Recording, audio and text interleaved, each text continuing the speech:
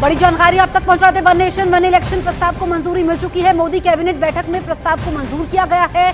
रामनाथ कोविंद की रिपोर्ट को कैबिनेट से मंजूरी मिल चुकी है और ये शीतकालीन सत्र में मोदी सरकार बिल ला सकती है। जो सरकार की सहयोगी पार्टियां हैं उनका समर्थन सरकार को हासिल है। ऐसे में नंबर गेम में ज्यादा दिक्कत नहीं होनी चाहिए, लेकिन दोनों सदनों से सरकार को ये बिल पास करवाना होगा। आपको बताएं कि 15 दलों ने एक देश एक चुनाव का विरोध किया है, जिसमें कांग्रेस ने विरोध किया है और मल्लिकार्जुन खड़गे ने बयान भी दिया है कि यह भटकाने वाला कदम है।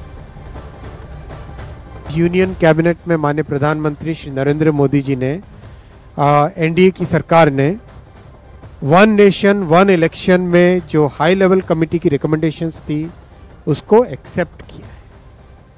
High level committee recommendations on one nation one election, on simultaneous elections, those recommendations have been accepted today by the Union Cabinet. And as you are aware, 1951 से 1967 तक इलेक्शन साइमल्टेनियसली होते थे। उसके बाद में 1999 में लॉ कमीशन ने अपनी 170th रिपोर्ट में रिकमेंड किया था कि one election to Lok Sabha and all legislative assemblies in 5 years होना चाहिए, जिससे कि देश में डेवलपमेंट चलता रहे। जो बहुत सारा खर्चा होता है इलेक्शंस के कारण वो ना हो। बहुत सारा लॉ एंड ऑर्डर और क्रिमिनल जस्टिस सिस्टम जो बाधित हो जाता है, because policeman are totally deployed in maintaining the election law and order, वो सब जो बड़ा एक बहुत बड़ा एक डिसरप्शन रहता है वो ना हो।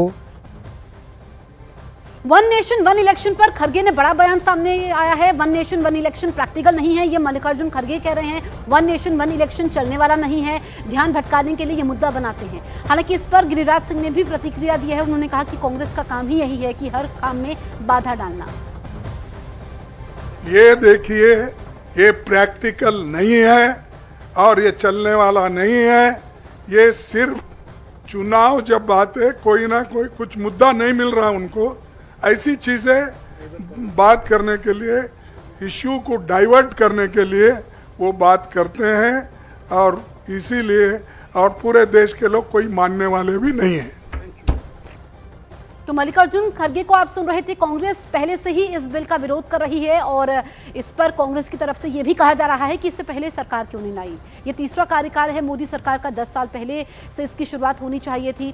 आपको बता दें कि वन नेशन वन इलेक्शन ये कई मौकों पर पीएम मोदी ने इसकी वकालत की थी और इस दिशा में बड़ा कदम है। वन नेशन वन इलेक्शन को केंद्रीय कैबिनेट ने मंजूरी दे दी है। जेडीयू ने कैबिनेट के फैसले का स्वागत किया है।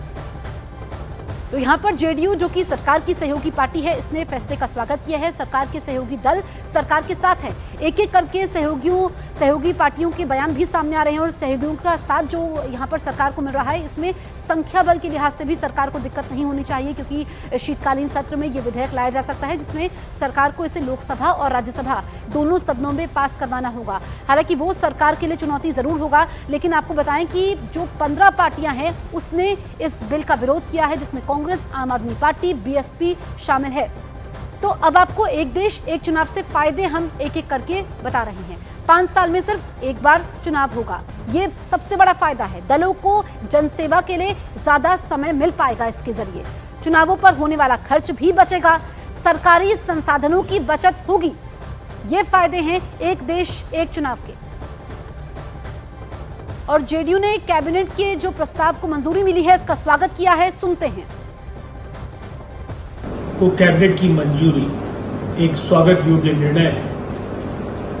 बार बार जो थोपे जा रहे थे चुनाव, उससे देश को निजात मिल पाएगा और राजकीय कोष पर जो ये भार था वो काफी हद तक कम हो सकेगा। योजनाओं की निरंतरता बनी रहेगी, नीतियां बदस्तूर जारी रहेंगी, पारदर्शिता बढ़ेगी और लोग मतदान केंद्रों में बड़ी संख्या में आ सकें।